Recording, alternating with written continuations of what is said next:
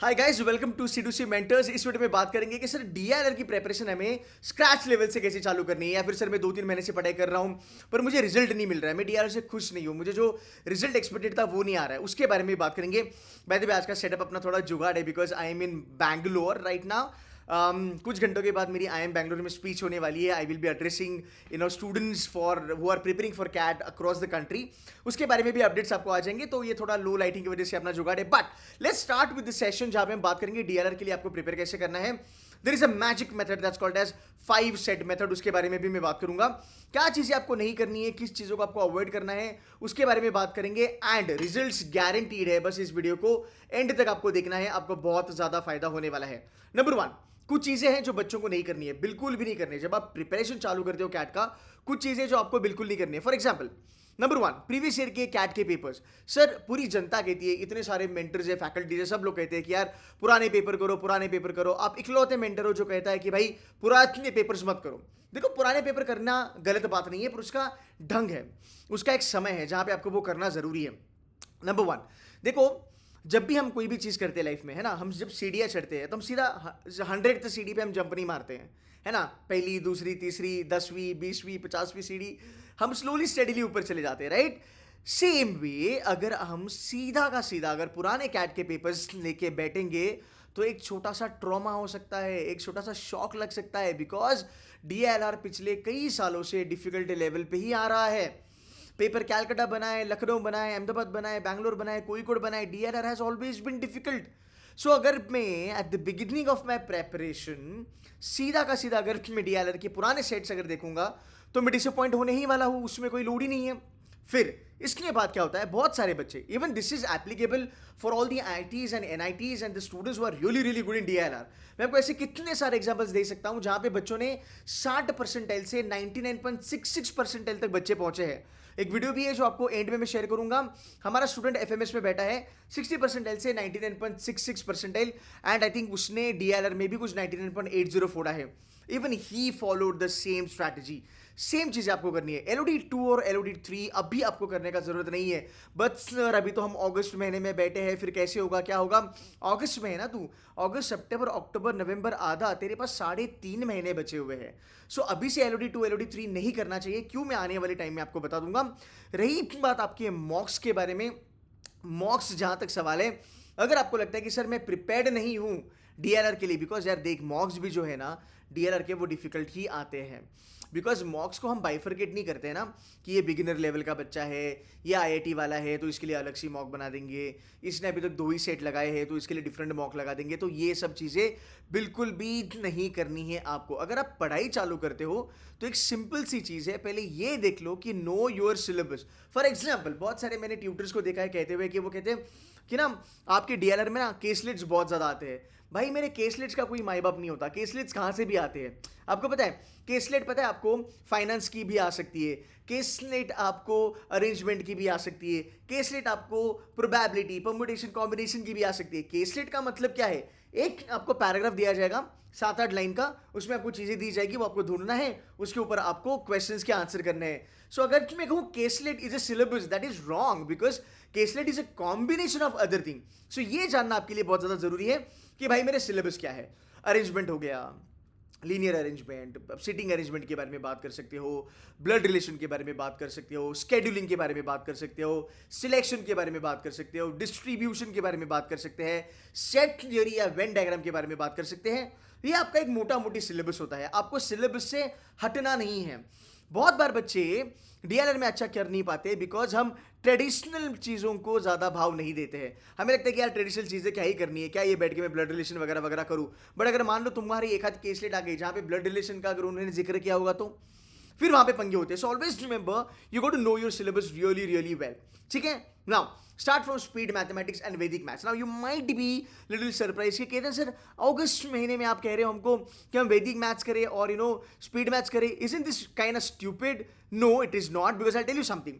आपकी जो कैलकुलेशन होती है, इस बात से आप बिल्कुल भी सहमत हो नहीं हो आई डोंट नो, बट आपको लगेगा कि व्हाट डीएलआर का मतलब पता है क्या होता है? कुछ अलग अलग वियर्ड रैंडम तरीके के सेट आते हैं, भारी भरकम आते हैं, बहुत ज़्यादा दिमाग लगाना पड़ता है। नहीं मेरे भाई, ये डीआरआर ऐसा ही डीआरआर नहीं होता है। डीआरआर में बहुत ज़्यादा तरीके होते हैं। डीआरआर में कैलकुलेशन ओरिएंटेड वाली सेट्स आते हैं, डीएलआर में तुम्हारे गेम्स एंड टूर्नामेंट वाले सेट्स आते हैं, डीएलआर में फिल इन द ब्लैंक वाले तुम्हारे सेट्स आते हैं, डीएलआर में कभी कभी शेयर की प्राइस नीचे गिरी ऊपर गिरी, इसमें कैलकुलेशंस बहुत ज़्यादा आते हैं। एंड मैं ये नहीं कहता हूं कि हर स्लॉट में आएगा, पर कुछ कुछ स्लॉट में ये बाकायदा बाइज्जत आता है। सो हमें इसको छोड़ना नहीं है। दूसरी बात, अगर मैं स्पीड मैथ्स कर लेता हूं मेरा कॉन्फिडेंस बढ़ता है, अगर मैं वैदिक मैथमेटिक्स कर लेता हूं मेरा कॉन्फिडेंस बढ़ जाता है। ये जानना हमारे लिए बहुत ज़्यादा जरूरी है। यार 1/4 कितना होता है यार? 25% होता है। एंड 1/25 कितना होगा? अब बच्चा बोलेगा अरे सर नहीं आता मेरे को। सिंपल है मेरे भाई, 4% होता है, इसका उल्टा है। सो 1/4 is 25% and 1/25 will be 4%.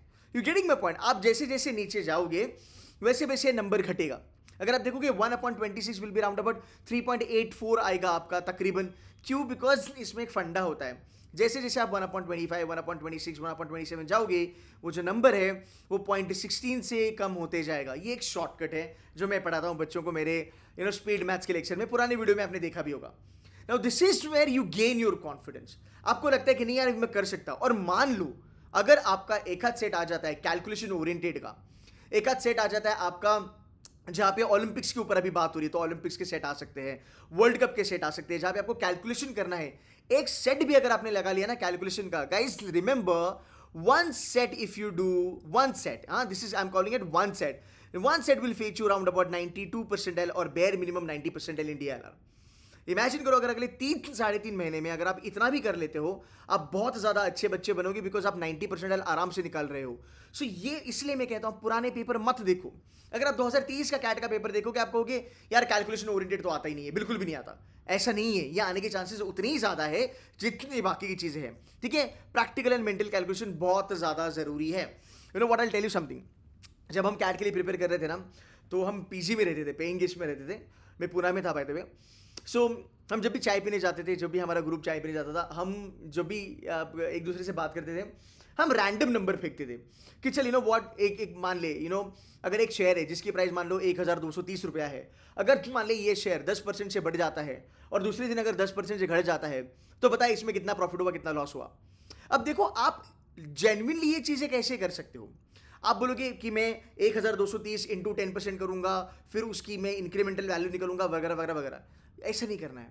Mental calculation बोलता है 1230 प्राइस है ना, उसको 100 मान ले, उसके ऊपर तो 10% का इंक्रीमेंट लगा, जो प्राइस है उसके ऊपर तो 10% का डिक्रीज लगा, खत्म। सो ये जो मेंटल कैलकुलेशन होता है ये एक एवरेज बच्चे को बहुत ज़्यादा कॉन्फिडेंट बनाता है अपनी प्रेपरेशन में। तो आप ये डीएलआर में कर सकते हो। आपको डीएलआर में बार ग्राफ आता है, परसेंटेज इंक्रीज परसेंटेज डिक्रीज होता है, राइट। ये अगर आप मेंटली कैलकुलेट करना चालू करोगे आपका कॉन्फिडेंस बढ़ेगा। और ऐसा नहीं है कि मेंटल कैलकुलेशन सिर्फ डीएलआर में आते हैं, ये आपको कॉन्ट्स में भी हेल्प करने वाला है। ठीक है, आगे चलेंगे। Start with these sets. कौन से सेट से आपको चालू करना है, मैं आपको बेड मिनिमम चीज बताने वाला हूं, ये आपको करना ही करना है। अगर आप एक बिगिनर हो तो, या फिर अगर आप थोड़े फ्रस्ट्रेटेड हो कि यार ये डीएलआर तो हो ही नहीं रहा मेरे से, करना क्या है मैं आपको पहले बताता हूं। Start with these sets, with sets sir, very basic sets, जहां पे कैलकुलेशन आपको करने पड़े, जहां पे आप ब्लड रिलेशन करो, जहां पे आप सिटिंग अरेंजमेंट करो। देखो एक सिंपल सी चीज जान लो, सिटिंग अरेंजमेंट, राइट। कोई इसके राइट में बैठा, कोई इनवर्ड बैठा है ना, कोई आउटवर्ड बैठा, हमें लगता है कि ये करके क्या ही मिलेगा। कैट में ऐसा नहीं आता, बट आप याद रखो ये गलत तरीका है। बिकॉज कैट में जो आपकी सिटिंग अरेंजमेंट आती है वो आती है हाई लेवल पे, पर उसको करने के लिए हमें बेसिक चीज़ें ही ज़रूरी होती है। आपको पता है कभी कभी बच्चों का अरेंजमेंट का सेट खराब हो जाता है। क्यों खराब होता है? बिकॉज सिंपल सी चीज़ नहीं वो डिकोड कर पाया, right. 3 position to the left of Keshav, बच्चे ने गलत समझ लिया बिकॉज बेसिक लेवल पे प्रैक्टिस नहीं हुई थी। You should start always with calculation oriented, pie chart, bar graph, table. Table में नंबर्स बनाने चालू करो, मेंटल कैलकुलेशन करना चालू करो, सिटिंग अरेंजमेंट से चालू करो, यहाँ की बेसिक लेवल की अंडरस्टैंडिंग लो। इसके बाद आप थोड़ा थोड़ा आगे बढ़ सकते हो। You can call this as a warm up कि हाँ सर ये कैट में तो नहीं आएगा, पर कैट में अब चलो आप कॉमर्स के बारे में, रादर आप क्वांट्स के बारे में बात कर लेते हैं। आप कहोगे सर प्रॉफिट एंड लॉस के, सिंपल इंटरेस्ट, कंपाउंड इंटरेस्ट के, टीएसडी के तो मैंने बेसिक क्वेश्चन करी नहीं है, मैं सीधा हाई लेवल पे बैठा हूँ। क्यों? क्योंकि हाई लेवल ही आता है कैट में। ऐसा तो थोड़ी नहीं हुआ होगा, राइट। तो उसकी हाई लेवल आती है, पर तूने उसके बेसिक्स भी लगाए हैं। Getting my point? तूने बेसिक आरसी भी करे होंगे, तूने बेसिक ज्योमेट्री भी करा होगा। तो डीएलआर में हम ये चीज क्यों करते हैं कि हमें सीधा हाई फंडा चीजें लेनी है? Don't do that. So now what you can do is you can start with this basic level का सेट्स। ठीक है, important topics to start with. The first and the foremost thing that I will tell you always to begin your DLR with is nothing but linear and circular arrangement. ये DLR का Mecca है, ये हर साल आता है और ये इस साल भी आने वाला है। सो सबसे पहली चीज कि मुझे अरेंजमेंट पे तगड़ी होल्ड लानी है। ये एक हो गया लॉजिकल रीजनिंग वाला पार्ट। दूसरा कैलकुलेशन मैंने ऑलरेडी बोल दिया है। फिर चलेंगे सेट थ्योरी। बहुत सारे लोग इसको वेन डायग्राम कहलाते हैं। C2C मेंटर में अगर आप देखोगे मैक्सिमम लेवल जो कैट में भी आता है वो 3 लेवल का आता है मैक्सिमम लेवल। 4 लेवल का मैंने एक आध बारी देखा है, 5 लेवल कहीं नहीं आता। पूरे कंट्री में 5 लेवल का सेट थ्योरी कोई नहीं कराता जहां तक मेरा नॉलेज है। C2C मेंटर में शांकी सर आपको 5 लेवल का सेट थ्योरी करवाने वाले हैं। ये सेट थ्योरी का हाईएस्ट लेवल है। This is one chapter that is expected every single year in at least one slot from those 3 slots of CAT examination. So ये must है मेरे लिए। अगर तुम सेट थ्योरी करते हो, अगर तुम अरेंजमेंट्स करते हो, तुम्हारे 2 टॉपिक भयंकर लेवल पे अच्छे खासे अगर हो जाते हैं, आप 2 सेट करने के लायक बन जाते हो। This is second most important thing. Then comes your games and tournament. But games and tournament में नॉन इंजीनियर्स को बहुत दिक्कत होती है, कभी कभी इंजीनियर्स को भी बहुत दिक्कत होती है जिनकी मैथ्स ज्यादा अच्छी नहीं है। सो आप इसको फिलहाल पकड़ लो कि चल भाई मैंने इसको ऑप्शनल रख दिया। हाँ, excuse me for the spelling thing, मैंने इसको ऑप्शनल रख दिया। ठीक है, अगर मुझे ये नहीं करना है तो मैं क्या कर सकता हूँ? मैं सिलेक्शन कर सकता हूँ, मैं डिस्ट्रीब्यूशन पे फोकस कर सकता हूँ, मैं नेटवर्किंग का के क्वेश्चंस कर सकता हूँ, राइट। ये binary logic, truth and false वाली चीजें ये मैं कर सकता हूँ। These are most important topics. I will sum it again for you. Important topics कौन कौन से हैं आपके डीएलआर के? Number 1 arrangement, number 2 set theory, number 3 distribution selection, number 4 scheduling, right, number 5 games and tournament, number 6 binary और true or false, and number 7 case study। इन सबका mixture जो होता है वो केस स्टडी में आता है। आगे चलेंगे, सेट प्लस एनालिसिस हम ये नहीं करते हैं। बहुत सारे बच्चे यहाँ पे मिस कर जाते हैं। बिकॉज देखो आपका ग्राफ पता है कैसे होना चाहिए गाइज, ध्यान से सुन लेना, ये बहुत जरूरी है। देखो ये आपका ग्राफ होना चाहिए। This should be your graph in the month of August, September, October, November. हमारी ग्राफ उल्टी होती है। हमारा ग्राफ यू चले तो जाता है पर बाद में यू होके ये सीधा नीचे चले जाता है। क्यों? बिकॉज हमको ऐसा लगता है कि मैं ज़्यादा प्रैक्टिस करूंगा, मैं ज़्यादा नंबर ऑफ सेट सॉल्व करूंगा तो मेरा ज़्यादा भला होगा। Answer is wrong. आप ऐसा नहीं कर सकते हो, ऐसा आपको करना नहीं है। मेरे बच्चे तो बिल्कुल ऐसा नहीं करेंगे। Always remember it is not about how many DRR के सेट्स यू आर सॉल्विंग। मेरा जो फैकल्टी है गौरव ने लगाए थे उसके टाइम पे 1000 sets. He is 99.99 percentile of DILR. Okay, बहुत सारे स्टूडेंट्स, कुछ बच्चों ने 100 सेट्स लगाए, कुछ बच्चों ने 150 लगाए, कुछ बच्चों ने 50 सेट में भी DLR निकाला। If you are a beginner और if you are not getting that good score in your DLR preparation, make sure that you start doing the analysis. हमारा पास फंडा पता है क्या होता है? बच्चों को लगता है कि ओके मैंने एक सेट ले लिया, ग्रेट, अब इस सेट को मैं क्या करूंगा? मैं सॉल्व करूंगा और सॉल्व करने के बाद मैं इसके अपने आंसर चेक करूंगा। तो हमारा जो मेन फोकस होता है ना वो सेट को सॉल्व करने का ज़्यादा होता है, उसके आंसर्स को सही तरीके से लाना, वो हमारा फोकस ज़्यादा होता है। बट हम कहीं ना कहीं भूल जाते हैं कि हमें सेट को एनालाइज करना बहुत ज़्यादा ज़रूरी है। आप इनिशियल लेवल पे दिन में आप 2 सेट लगाओ, जितना समय लगे उतना समय लो, पर उसको एनालाइज करो कि इस तरीके से ये सेट सॉल्व क्यों करा गया है, मैंने ऐसा क्या चीज़ है जो मिस करी, जो मुझे समझ में नहीं आई। Now I am gonna tell you method of 5 to succeed in CAT DLR। Do whatever you can do in DLR। आप सेट थ्योरी करो, आप अरेंजमेंट करो, गेम्स एंड टोना करो, कुछ भी करो। एक अपनी हैबिट बनाओ जो आप सितंबर महीने में कर सकते हो, अगस्त में आप बेसिक लेवल पे काम करो। आप यहाँ पे एक चीज करोगे, एक दिन में आप 5 सेट सॉल्व करोगे, सिर्फ और सिर्फ अरेंजमेंट के या सेट थ्योरी के या गेम्स एंड टूर्नामेंट्स के। आप जो भी 5 सेट करेंगे वो एक ही टॉपिक को बिलोंग करेंगे, अलग अलग टॉपिक आप नहीं करोगे, आप रैंडम लेवल नहीं करोगे। आपने 5 टॉपिक 5 सेट होता है अरेंजमेंट के, 5 सेट सॉल्व करने के बाद आपको इकट्ठा एनालिसिस करनी है कि 5 सेट जब लगे फिर आपने एनालिसिस करा कंपैरेटिवली कि यार मेरा सेट जो था वो भयंकर अच्छे से मैंने सॉल्व किया, पर मैं सेट 4 और 5 में थोड़ा बहुत खराब परफॉर्मेंस दिया, set 1 was average. Then you compare कि आपने चौथे और 5वें में क्या गलतियां करी, क्या वो सिली मिस्टेक थी, क्या वो नेग्लिजेंस था, क्या वो चीजें आपने मिस इंटरप्रेट करी थी, सेकंड में आपने सही से इंटरप्रेट करी थी, इसमें क्या होता है, आपकी जो एनालिसिस होती है वो आपको खुद के बारे में बहुत ज़्यादा बताती है। और डी डे पे क्या होता है, मॉक्स में आपके क्या होता है, जब आप कोई सेट उठाते हो आपको पता चलता है कि ये वाले सेट में इस जगह पे मैं हर बार गलतियां करता हूं, तो फिर आप वो गलती करना बंद कर दोगे। जैसे अगर मैं क्रिकेट के गॉड का एग्जांपल दूं, सचिन तेंदुलकर का, जब मेलबर्न में उनका जो टेस्ट मैच चल रहा था, वो ऑफसाइड की स्टंप के बाहर जो बॉल आती थी उसको ऑलवेज वो खेलते थे, और उसमें उनकी मैक्सिमम बार वो डक पे भी गए हैं, उनकी विकेट से निकाली गई है। उसके बाद उन्होंने ये फाइंड आउट करा कि मैं यहाँ पे ऑलवेज गलत जाता हूँ, तो उसके बाद उन्होंने हर बार नेट में जाके 1000 से ज़्यादा बॉल उन्होंने खेले जहाँ पे उन्होंने ऑफसाइड स्टंप के बाहर जो बॉल आती है उसको अवॉइड करने की प्रैक्टिस करी। उन्होंने अपना मेंटल जो था पावर वो बढ़ाया, एंड बाद में वो उस बॉल पे कभी भी जिंदगी में आउट नहीं हुए हैं।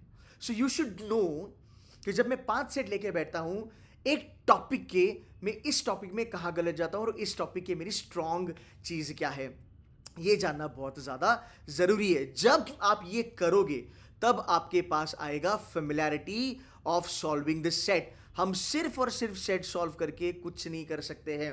तुम्हारे पास अगर एक सेट आता है, आज आप देखो, आप मॉक्स लगाओ या फिर अगर आपने कैट एग्जाम भी दिया है, आपके सामने सेट था, हाँ सामने मेरे सेट था, तो तुमने उठा के उसको सॉल्व करना चालू कर लिया। हाँ क्यों?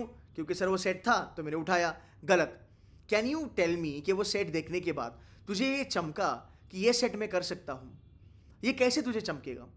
जब तूने मल्टीपल सेट्स लगाए हो या तुझे उस सेट की फेमिलियरिटी ज़्यादा अच्छे से पता है कि सर ये जो गेम्स एंड टूर्नामेंट्स वाले सेट होते हैं इसके क्वेश्चन देखो यार, ये भयंकर है, इसमें बहुत ज़्यादा कॉम्बिनेशन बनेंगे, अरेंजमेंट 16 कॉम्बिनेशन 20 कॉम्बिनेशन बनेंगे, छोड़ दो भाई ये 40 मिनट में नहीं होने वाला। जब आपको सेट की फेमिलियरिटी आती है तभी आपका सेट सिलेक्शन तगड़ा होता है। बहुत सारे कैट के जो गुरुज है, मेंटर्स है, वो कहते हैं set selection is very important, set selection is very important. अरे भाई पर सेट सिलेक्शन करेगा कैसे? सेट सिलेक्शन का कोई टॉपिक तो नहीं होता। सेट सिलेक्ट करने के लिए पहले सेट के ऊपर काम करना पड़ता है, उसके पहले होती है सेट की फेमिलियरिटी।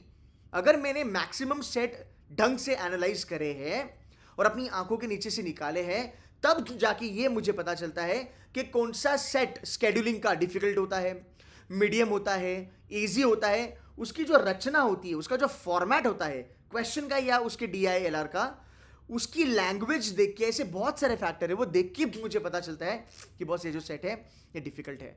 तो आप देखो, जब तक आपकी फेमिलियरिटी नहीं आती है आप सेट सही से सॉल्व कर ही नहीं पाओगे। फिर हम करते हैं रैंडम लेवल पे सॉल्व, ट्रायल एंड एरर, इसमें समय बर्बाद हो जाता है। सो जब आप किसी भी सेट में, किसी भी टॉपिक में अच्छी कमांड लाते हो बाय डूइंग दिस 5 सेट वाला method, by doing basic level understanding, आपकी फेमिलियरिटी बहुत ज़्यादा अच्छी होती है।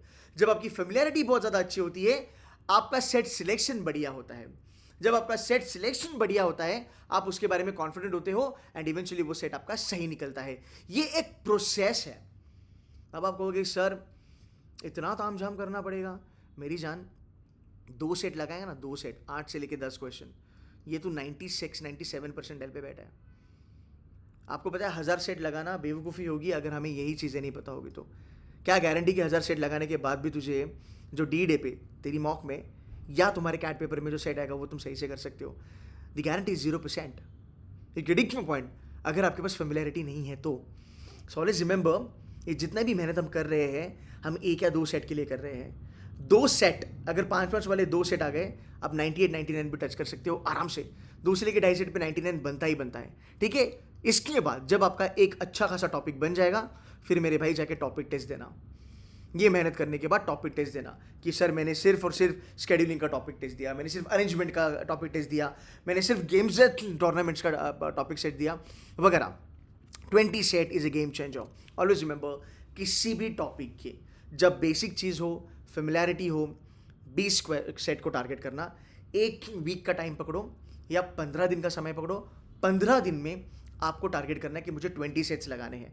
आई थिंक किसी भी टॉपिक का अगर आप 20 सेट बाकायदा बाइज्जत लगाते हो, you are good to go head with that thing, because इसके बाहर आई एम वेरी श्योर कुछ नहीं आने वाला है। जब आप ये 20 सेट लगाओगे फिर आपके वो टॉपिक वाइज मॉक से हो, सेक्शनल से हो, कहीं का मटेरियल हो, कोई फ्री हो, वगैरह वगैरह वगैरह, अगर आप एक हफ्ते में अगर आप 20 सेट्स निकालते हो that is well and good. करना क्या है इसको, आने वाले दिनों में एक हमारी नई बैच आ रही है जो हम लॉन्च कर रहे हैं, that is called as S99 batch. इस बैच के बारे में मैं आपको बताऊंगा। This is one of the best batch. इसका जो इन्वेस्टमेंट है वो कुछ 4999 का इन्वेस्टमेंट है। इसमें हम खुद आपसे 200, 250, 300 से ज़्यादा सेट्स करवाने वाले हैं। आप डैशबोर्ड पे जाओगे, टॉप 100 सेट्स आपके ऑलरेडी अपलोडेड है। उसके बाद एडवांस लेवल के सेट्स आपके ऑलरेडी अपलोडेड है। The moment you buy this program you get an access to close to 150 quality sets of DILR। ये आपको करने हैं। अब जितनी चीजें मैंने बताई कि डिफिकल्टी लेवल कैसे गॉच करते हैं, फेमिलियरिटी कैसे लाते हैं, कौन से ऐसे सेट्स है जो शॉर्ट कैट एग्जाम में हर साल आते हैं, ये सब चीज़ें आपको यहाँ पे कवर करके मिलेगी। प्लस यहाँ पे हम आपके पास से मॉक्स भी सॉल्व करवा के लेंगे। यहाँ पे arrangement, set theory, games and tournament. Set theory यार, शैंकी सर की जो सेट थ्योरी की क्लास है वो तकरीबन 20 से लेकर 25 घंटे की चलती है। पिछले साल हमने 550 से ज़्यादा सेट्स करवाए थे क्लासरूम में। इसके बाहर कैट में पिछले 5 साल में कभी भी नहीं आया है।